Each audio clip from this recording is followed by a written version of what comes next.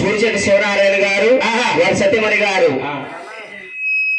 బంగారు తేజ గారు, అంటే నా దర్గామందు అంటే తిరుమల దేవస్థానం వెంకటబాబు చెప్పుకుంటూ అంటే ఇద్దరు కొత్త ఆయన కొత్త దంపతులు వేడుకొండ వారి కళ్యాణం చేసుకుని అంటే దర్గాతలు వెంకటబాబు ఖర్చు పెట్టుకుంటూ అంటే గురువు గారి కలసమాలు ధరించి 501 రూపాయలు కానుకలు ఇచ్చారు. కుటుంబాన్ని సూర్యాజమది బారి కూడా చక్రంగిచ్చి కుటుంబాన్ని కాపాడింది కాక